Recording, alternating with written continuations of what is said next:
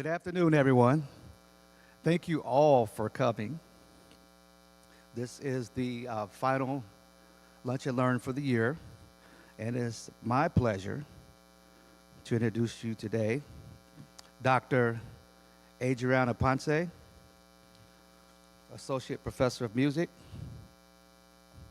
Dr. Ponce is a BM from Boston University, the MM and PhD from Brandeis University.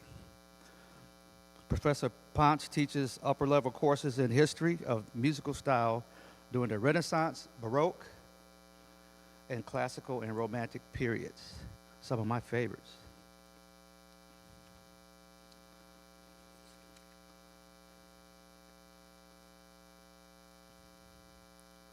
Just a little housekeeping here. The live stream today is sponsored by, get my notes here correct. A special thank you, of course, for the live stream that's sponsored by our friends at WGLT, Bloomington Normal's public media, and it's also part of the NPR network.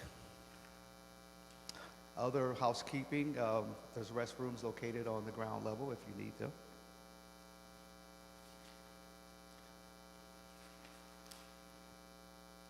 Dr. Ponce, prior to her current appointment, she taught various courses in theory, musicology, and general education at Rutgers University, Bradley University, and abroad. Her work taking her to the Netherlands, Poland, Tel Aviv, and other places around the globe. So, without further ado, help me give a warm welcome to Dr. Ponce. Thank you. Thank you.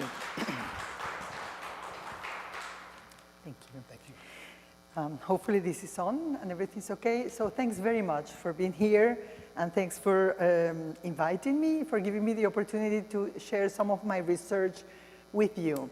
This is new research on Venezuelan music, and I'm going to be talking about Venezuelan Christmas music, which happens to be very timely here. And I'm going to be talking about a particular genre, which is the most common form of Venezuelan music, which is called aguinaldo. The aguinaldo is common throughout the entire country, in all regions of the country, since colonial times. It originated with the Spanish villancico, but it was really transformed into a genre that's typically Venezuelan and from Latin America, and by now is very different from the Spanish villancico.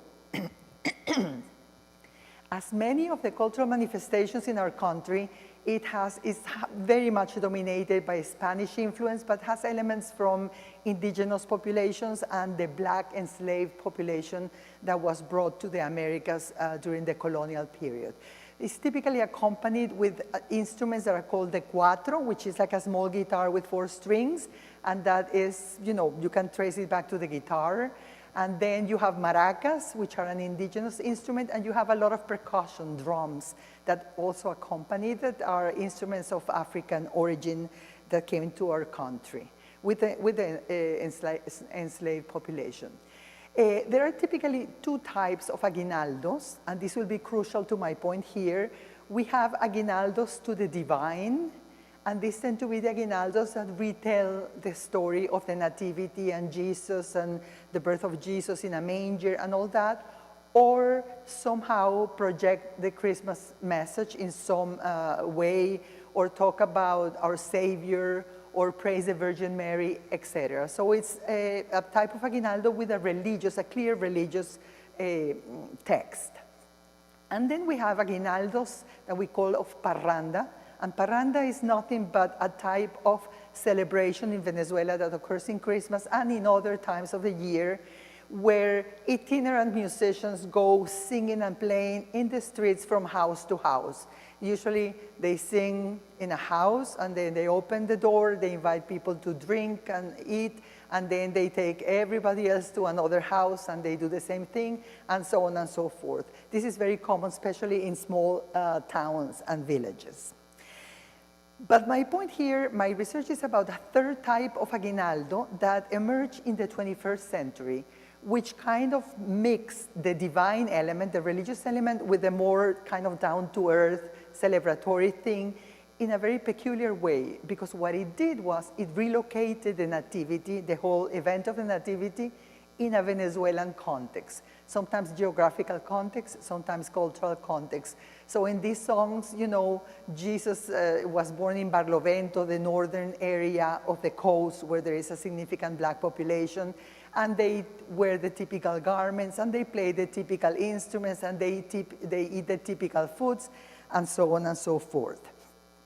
So this type of aguinaldo has not been studied very much, and of course it could be explored as a form of, you know, nationalistic music or in connection with politics of identity and all that, but I have a take that is the one that brings me here that's slightly different, and I think it needs to be looked at in the context of a number of performative celebrations in the country that preceded it and that were held for centuries that established a very, let's say, peculiar dynamic between the population and the biblical characters, because they oftentimes reenacted the stories and interacted with Jesus, of course, a figure of baby Jesus, but as you will see, one that became very, very entrenched in their lives, and that they related to and venerated for years, for decades sometimes. So since I'm going to explain these aguinaldos in light of some of these traditions, I'm going to start with the traditions. So the first tradition, let me see, what did I do? Sorry, with my clicker. The first tradition is the nacimientos. And I'm going to see how, I want to go back twice. Yes. So this is, nacimiento is a nativity that we actually build in our homes in different sizes and different things. So different degrees of, let's say, elaboration. So this one you see the figures there of at the bottom of Jesus, Mary, and Joseph, and you see probably the three magi, the three kings there, and you see houses, and oftentimes you see shepherds, and they can get really elaborate. So people, each family builds their own nativity, and it's a family task there where they use some crafts, and it allows them not just to basically to recreate the nativity in many ways, because if you think about it, they build the terrain, you put a bunch of boxes, and then you put like a dried sheet with glue and all that, and then you put some mosque there, and then you decide where Jesus goes, where the manger goes, and all that. You decide whether there are going to be rivers or et cetera, that kind of thing. And some of them get very complicated. People used to go from one house to the next just to see that family's nativity. My sister, who's much older than me, tells me that there was a lady across from our family whose nativity I got to see when I was young, and it was unbelievable, and it took an entire room. And my sister remembers looking at some of the houses in the nativity, through the windows, and looking at fabrics, because it was supposed to be a fabric store. And it was that elaborate that she could see figures inside with fabrics. So it's a big deal, the nacimientos. Then there's another, you have other nacimientos here. These are more modest, of course, and in the context of families, you see people there. Usually we put lights, and like in the Christmas tree, and we illuminate them, and they are typically in an important room where the family spends time, so that they infuse, you know, the household with a certain atmosphere, a festive atmosphere related to the occasion. Here you have one of these big nativities. It's in a piece of soil, in an empty land lot. So these figures are quite big there, and I just took partial pictures because it was too big to encompass the whole thing. So you see two scenes of the nativity here. Of course, this is the manger on your left. You can see the ox and the mule, and you see Mary and Joseph and somebody kneeling there. And then you see more people here walking towards the manger. It's another scene from the same nativity. And these are two more scenes at different ports, at different sections. So these people basically recreated a significant segment of the town of Bethlehem, presumably, and have people working either in other areas around the manger. All right, so this is the nacimiento or pesebre. This is another one of these traditions, and in this one, this one is more performative because it's not just about putting the figures there, but they actually dress up and interact with the child Jesus. This is called the standing of a child, and it's celebrated in the Andes region. It's very, very common, and it celebrates the fact the child Jesus was able to stand. So they take him everywhere in the town, and they stop in each house, and in each house they bless, the child Jesus blesses the house, and everybody sings to him and, prostrate in front of him and bring presents or give thanks for promises. They sing to him also. They sing aguinaldos, as you can imagine.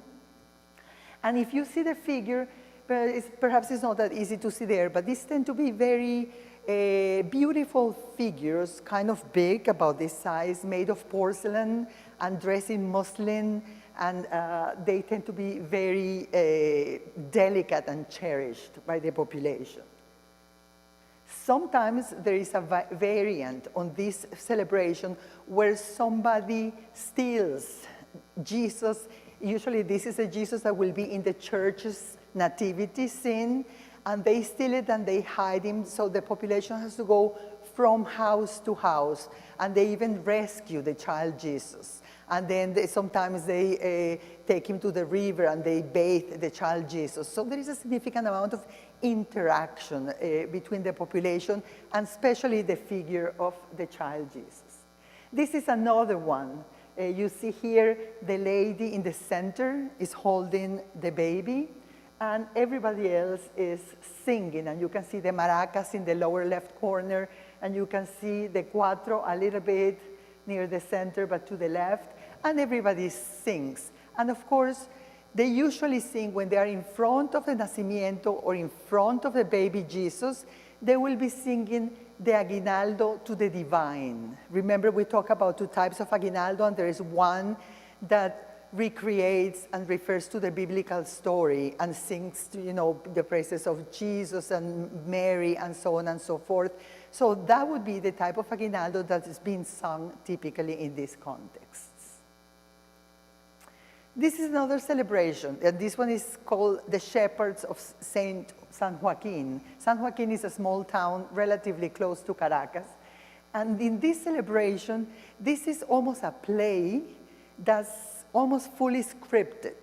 So they start the day in Mass, and then they go out to Mass, and there is a play that entails shepherds and outdoors, and then they go and dance in the middle of the street for the rest of the day.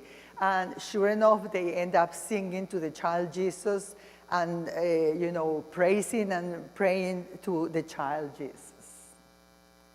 This one is called the Descent of the Magi Kings, and before anybody gets too alarmed, let me point out that the person on the left, the Magi on the left, is not exactly in blackface. It's in green face. There is also the thing that, remember, in Venezuela there was no minstrels tradition, so a black face would not carry the terrible connotations that carries in places where there was minstrelsy.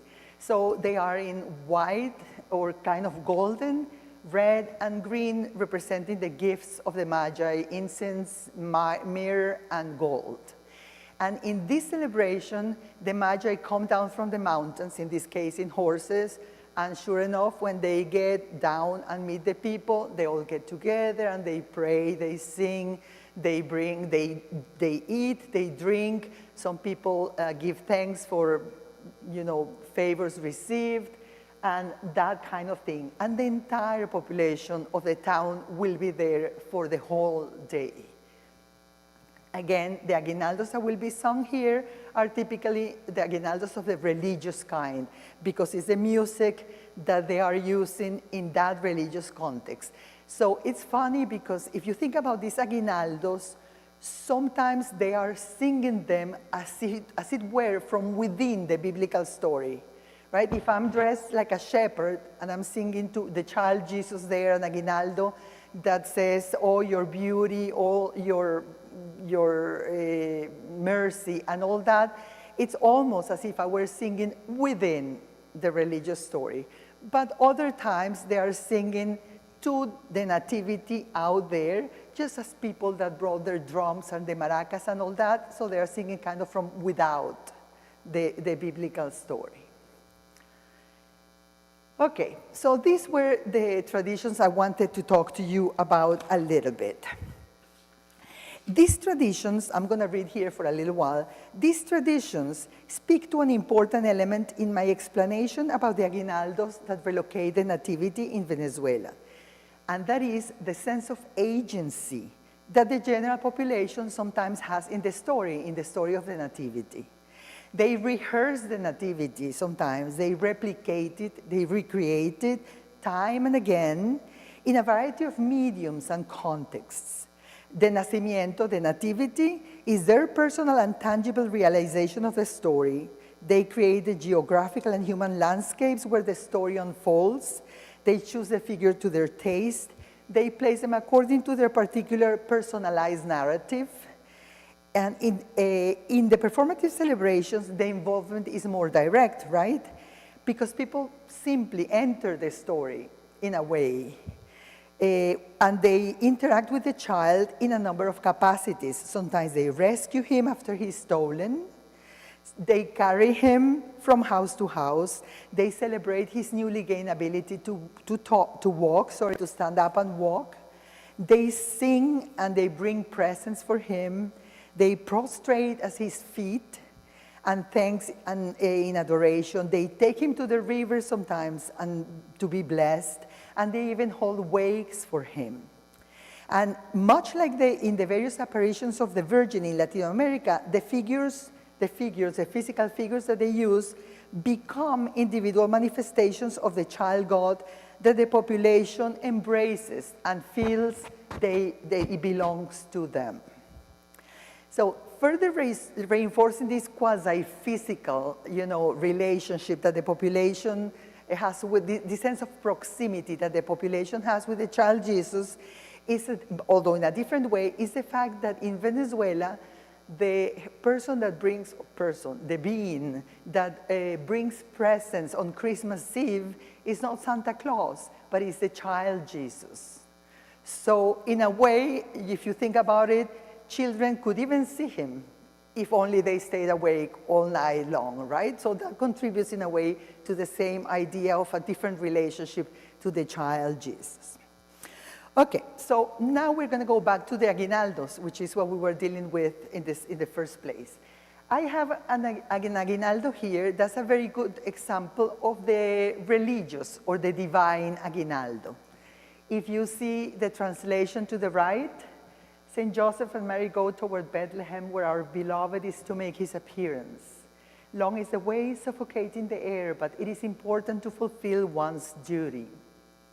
Joseph asks, strong and hopeful, for a place to rest in all of Bethlehem. St. Joseph and Mary, the mule and the ox, were the ones who saw the child being born. I have selected some stanzas so you don't always get the entire song, the entire text, because it'll be too long, but you get the idea here.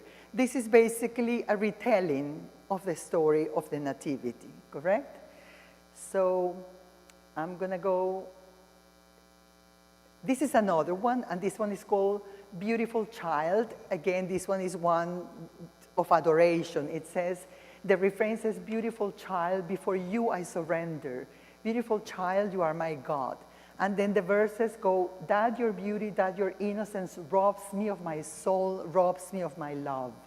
With your beautiful eyes, Jesus, look at me, and only with that will I have solace. My life, my beloved, and my soul with it, I offer you in joy, prostrated at your feet. And I'll let you hear the music. It has a peculiar rhythm that is ta-ka-ta-ta-ta, ta-ka-ta-ta-ta, ta-ka-ta-ta-ta, that is particular characteristic of the aguinaldos, of the Venezuelan aguinaldo. So here you go. Niño lindo, ante ti me rindo. Niño lindo, eres tú mi Dios. Niño lindo, ante ti me rindo. Niño lindo, eres tú mi Dios. Niño lindo, ante ti me rindo. Niño lindo, eres tú mi Dios. Esa tu hermosura, ese tu candor, el alma me roba, el alma me roba el amor. Con tus ojos lindos, Jesús, mírame, y solo con eso, me consolaré. Niño lindo, ante ti me rindo, niño. Okay, sorry, it's really nice.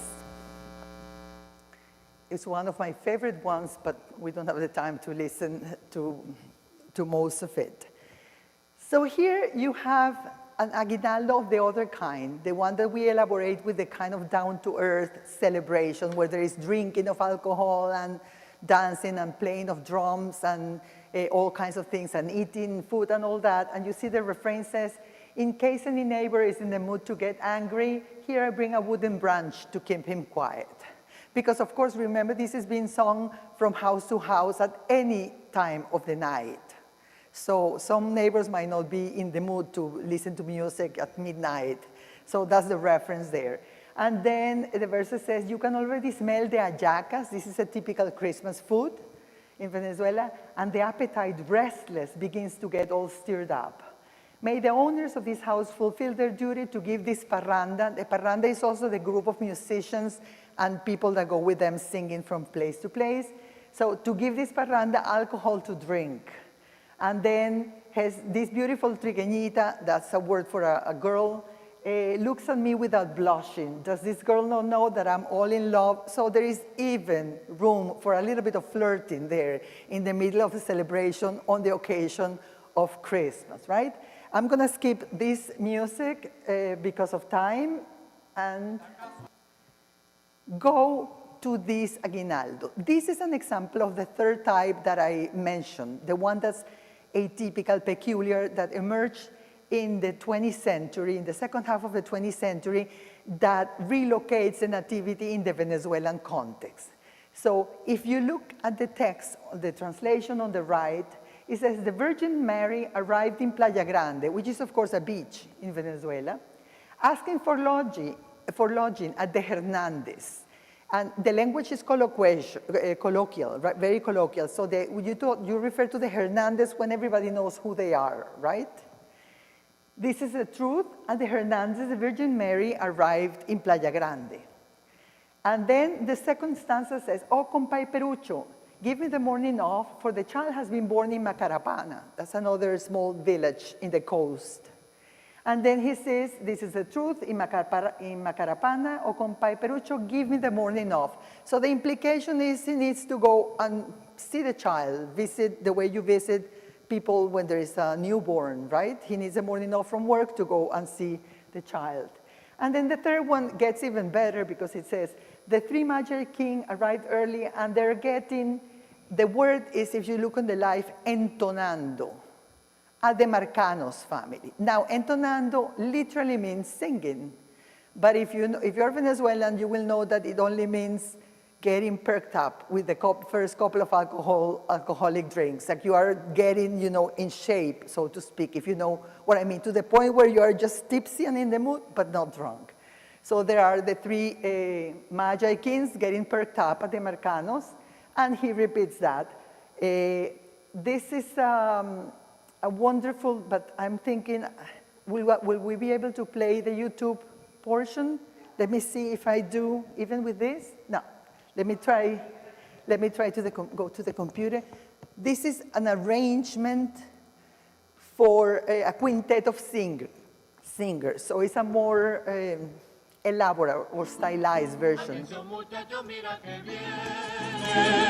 Debe por encima la mar serena, así como la sombra de la sirena, dándole un palazo a la noche buena, así como la sombra de la sirena, dándole un palazo a la noche buena. La Virgen María llegó a Playa Grande, pidiendo posada, Castelo Hernández. Esa es la verdad. Castelo Hernández, la Virgen María llegó a Playa Grande. Atención muchacho, mira que viene, se ve por encima la mar serena, así como la sombra de la sirena, dándole un palazo a la noche buena, así como la sombra de la sirena, dándole un palazo a la noche buena. Ay, compa Perucho, deme la mañana. Sorry, just a little taste. Oh. I think I need technical help. I closed the wrong thing. So is it there somewhere?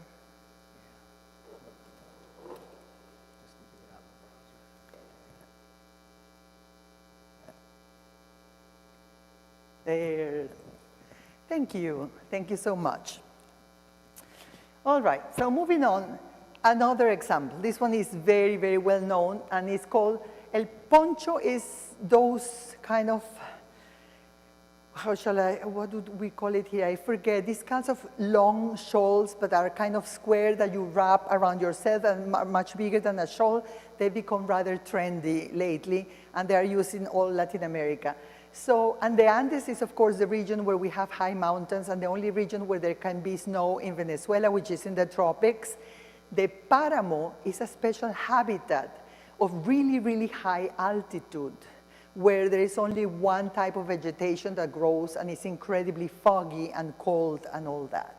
So this one says, wearing a poncho from the Andes and a hat, very happy he goes, meaning child Jesus, through the páramo singing, wearing a poncho from the Andes and a hat, crestfallen, he goes through the páramo crying. And then it talks about the child Jesus carrying bouquets, flowers of frailejones, which is the typical flower of there, in the midst of the cold, alone and shivering, walking around.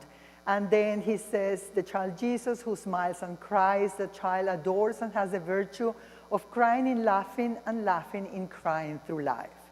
And of course, this could be related perhaps to the idea of salvation through suffering or joy in salvation, but it also evokes a number of images and, let's say, cultural symbols that have particular meaning for the Venezuelan people. For example, there is a very famous poem by a 19th century poet that's called The Musings of a Mad Woman, Luz Caraballo. And Luz Caraballo is a woman whose husband left, and two of her children died, and she just lost it and went mad and started wandering around. And the image of her is always, as, you know, a person in complete desolation, a person that's devastated, and she becomes very poor and she's barefooted, and she's always carrying a small bunch of violets. So anybody who knows, any Venezuelan that knows that poem, and they will know it because everybody studies in high school, will recognize what we call intertextual meaning. In other words, kind of emotional baggage that's associated to those images and that make it here, and vice versa. It's as if the emotional baggage of both texts fed on each other and fed each other at the same time. All right, and this one is the Creole child. Well, this one almost reads almost like a list of Venezuelan typical souvenirs, the kinds that you would buy if you were. So where the Virgin from the Andes and St. Joseph from the Plains, the child Jesus would be a Venezuelan child. Notice that it's in the conditional, right? In the subjunctive mode. So were they from Venezuela, he would be a child that wears alpargatas, a kind of shoe you use, and a well-ironed leaky, and instead of a halo, he would have a disheveled cogollo hat. And so on and so forth. He would sleep in a hammock, small and very well knitted, and the Virgin would rock the child Jesus sleep. So again, a number of elements there that have particular significance to Venezuelan people. Let me see. Okay, this is the last one. So I'm going to read a little bit again. 15 of the approximate 200 aguinaldos that I examined for this research show similar texts to this. You know, either the child Jesus was born in a guire, where he goes to parrandas, and a popular singer comes to sing to him, etc., etc. I could go on and on and on and on with this because it's really, there's abundant evidence of the use of these images. So my point is that these aguinaldos that Relocating Nativity geographically and culturally in Venezuela can be understood as a kind of sonorous counterpart, to the nacimientos, the nativities, and all these other traditions. Benedict Anderson, who's a very famous cultural historian, argued that the white images of Jesus, Mary, and Joseph that are common in Europe, and they were exported to much of the world from Europe, illustrate the fact that communities seek to replicate themselves in their religious manifestations. That's why Jesus is white, and the Virgin is white, and all these people are white, according to Benedict Anderson, right? But that argument does not explain this phenomenon of wanting to have the child Jesus being in Barlovento or anywhere. Because Europeans' representation of a Christian story in their image was part of a complex process of appropriation that was on the part of a powerful empire of a story of the people that were ruled by them. The present context is completely different. Having received Christianity from Europe, Venezuela has never been in a position of power with respect to Christianity. And putting all power-related considerations aside, representing never-seen religious personas according to what people might consider the norm, and I'm talking about, you know, the depicting of Jesus as a blonde character by Europeans, that is very different from replacing a very specific geographic location in a 2,000-year-old story that is a very well-established religious narrative, and deliberately adding a number of markers, culturally markers that are foreign to it. So the case, an explanation is a bit more plausible when you look at it as a function of cultural and local identity. And there are people that have done very good work and have traced some of these aguinaldos to the poetry of a very famous Venezuelan guy who used always very simple language and a very kind of celebrated the simplicity of typical Venezuelan things, the beauty of simple Venezuelan things. But we don't have time to go into that. I suggest that the creolization, making Creole, right, local, of the nativity in the aguinaldos is an appropriation that needs to be understood in the connection with the traditions that I discussed before, that I told you about. Because in the context of traditions that allow the local population to give life and interact with biblical characters every year for well over a century and perhaps more, aguinaldos that relocated the nativity in Venezuelan landscape could be seen as a natural next step to this. They allow the population for centuries to, because the traditions allow the populations for centuries to insinuate themselves into the biblical story right there with the child Jesus, right? They take care of the child Jesus. So an aguinaldo that celebrates the apparition of a Virgin of the Candelaria on February 2nd, which I did not play for you, which is the day of the purification of a Virgin and the presentation of child Jesus, is called Candelaria Hermosa, and this is the one we have here. And it's to the Virgin of the Candelaria, right, that appeared on February the 2nd, the day of the purification of a Virgin, in the Canary Islands, but it's a very important Virgin in Venezuela. So notice that it says, I come from down there singing my Christmas with this guitar, drum, and maracas. Beautiful Candelaria, the Virgin, bright star, you showed yourself on a February 2nd. And then the third stanza says, and the child Jesus goes to the savannah, and on his way back passes through Santana. Santana is, of course, a Venezuelan village.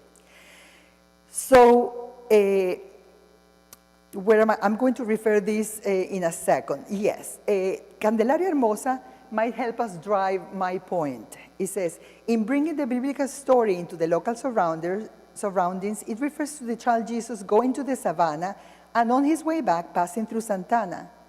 So in the context of routine recreations of the past in the present, of the widely accepted practice among Catholics to use icons as symbolic representations, right? Icons that we adore and we venerate and are considered sacred.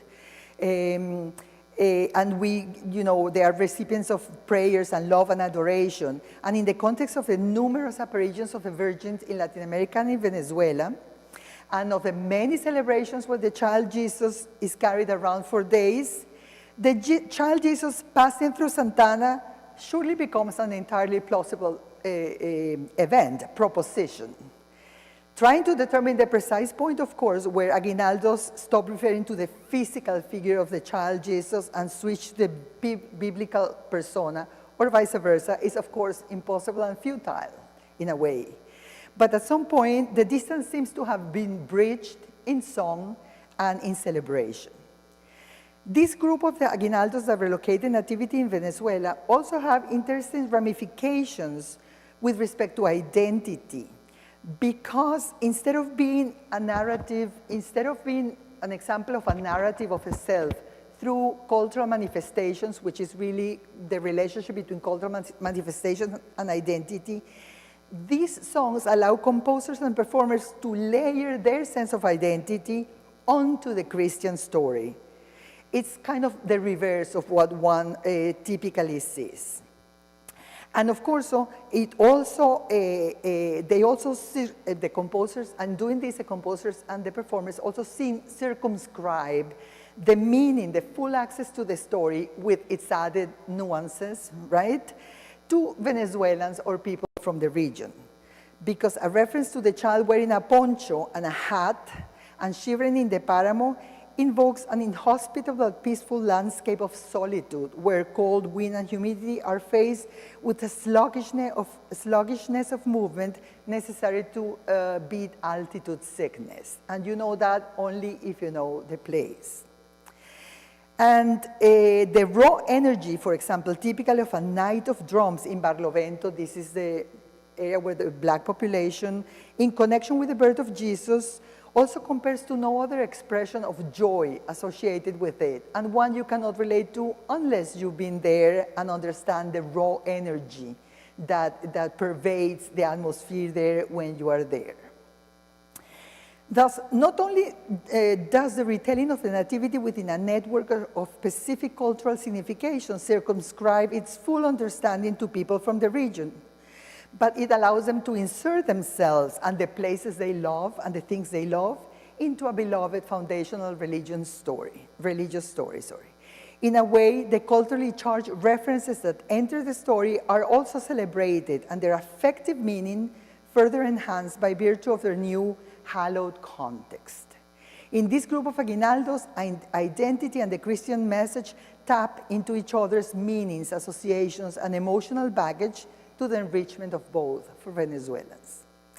But there is one additional element at play in this group of aguinaldos that many Venezuelans would identify and even be proud to claim as an idiosyncratic trait of their culture. And that is the element of playfulness and humor that beloved figures across the country, such as the poet I mentioned before and a number of other intellectuals, have captured so well. One of the most iconic aguinaldos in the repertory sheds a particular light in the general understanding that I suggest, entirely written in the subjunctive mode. Remember, we're the Virgin from the Andes and Saint Joseph from the plains, the child Jesus would be a Venezuelan child and all that. The distance between the aguinaldo and the distance between that aguinaldo and the ones that plays downright the child Jesus in Capanapara, Juan Griego, or Casa de los Hernandez is not nearly as big as one might think between the one where, he would be Venezuelan or he was born here or there.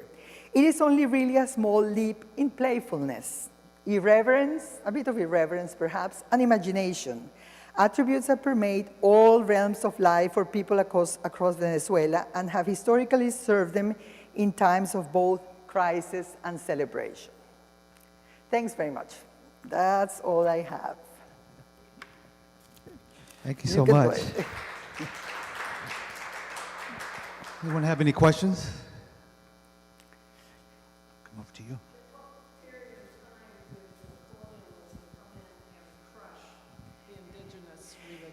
Well, the first trip of the Spaniards, sorry, I'm going to repeat the question. I'm being asked in what period of time did the colonials, the conquerors that they call themselves, or colonizers, came to Venezuela and crushed the Indian population, the indigenous population, I should say. Well, the process started at the end of the 15th century, but was really in full swing during the 16th and 17th century. It was a brutal process of colonization that we teach our children in Venezuela, oral children, about. They were massacred in mass, and the populations were almost wiped out completely. And there are cultural remnants. There are also some communities, especially in the Amazon. Some of them have been assimilated to a certain degree. A few of them remain in the Amazon without contact with the other people, the other inhabitants, the non-indigenous inhabitants. And they typically are persecuted and lived in poverty and have a very hard time keeping their traditions and even their languages alive. So I would say the peak of the process was the 16th and 17th century. And of course, to that it was added the enslaving of peoples from Africa who also died, massively in the worst conditions at the hands of usually the Spanish conquerors. Yeah. Question?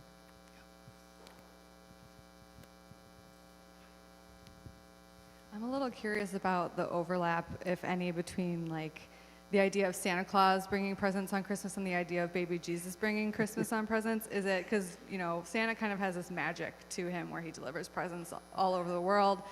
Do they believe that baby Jesus delivers presents all over the world, or is it just Venezuela, or is it more of a Southern American thing? And then is it more of a miracle because he can perform miracles? Is that kind of more of the idea? This is a wonderful question to me, and I'll tell you why. I mean, as I was growing up, you don't think about these things. You just know that baby Jesus is going to bring you all these toys, and you write a letter to baby Jesus telling them what you want, and it's the same thing. If you were good, baby Jesus will bring it to you. If you were bad, not so clear, and so on and so forth, right? So you don't think about these things. But the crucial point came to me when I had my son, and then we spent part of a year here, part of a year in Venezuela, and we went there often for Christmas. And I was determined to leave my tradition there as it was there.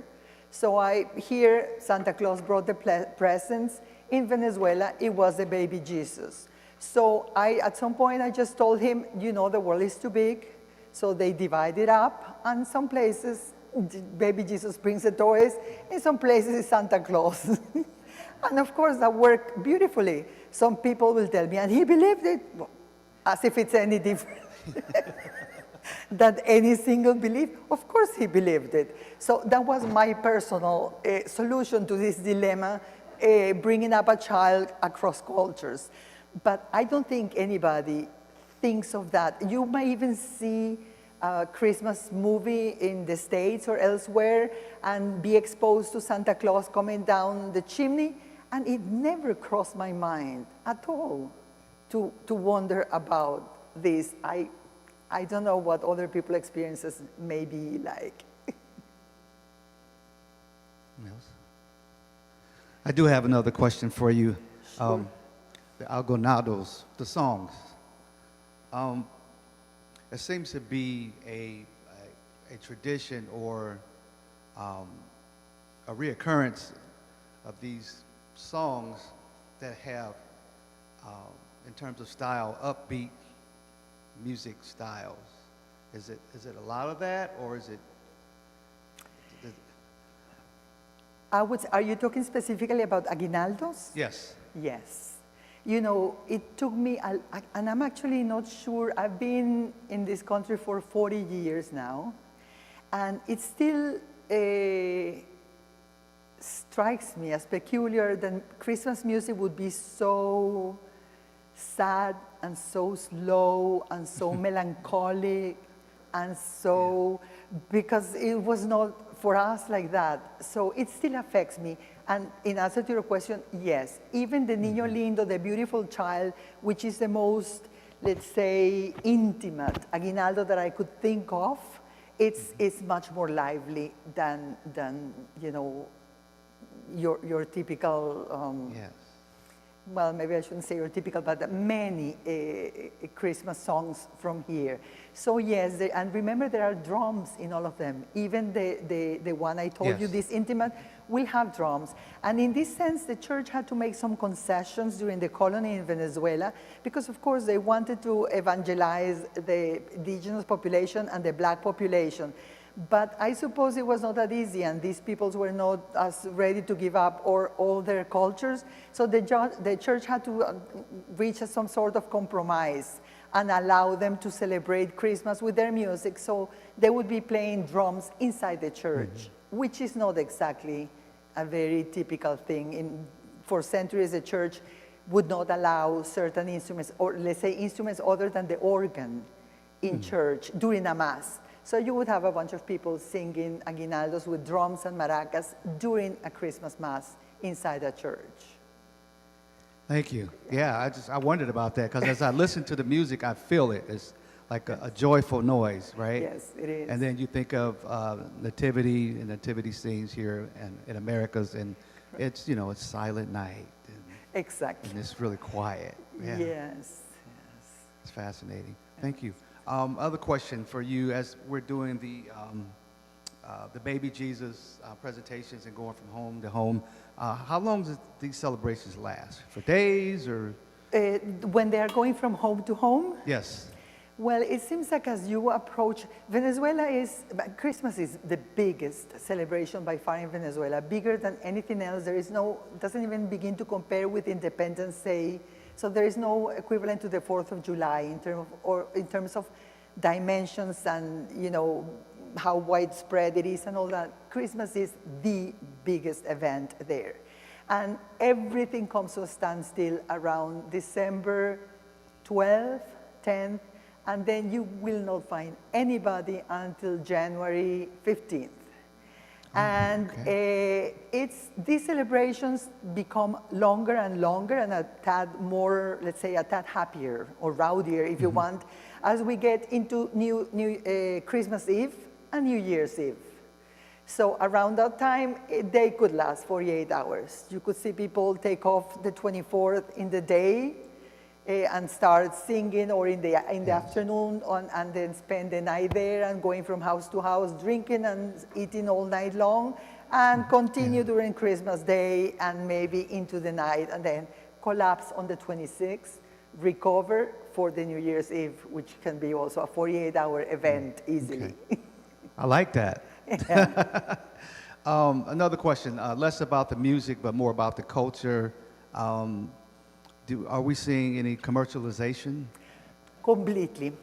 What happened during the 20th century, and I did go into that because of lack of time, Yes. is that, you know, traditions started to die out, especially in the big cities.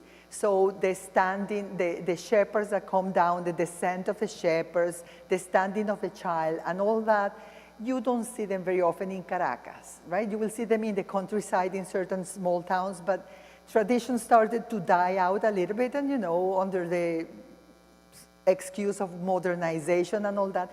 And the aguinaldos became detached from their context. So, but curiously enough, even the aguinaldos that were composed after that detachment took place were still either religious or festive, until this kind of third type emerged that combined both things. Yeah. So yes, as they became detached, you know, around the mid 20th century, you could hear them in concerts, you could hear them in, you know, in reproductions, tapes, CDs, cassettes, all kinds of things, in schools at the end of the year, and they became detached from their cultural context, yes. Okay. Thank you. My pleasure. Thanks very much to all of you. Thank you so much. So how do we turn this off now?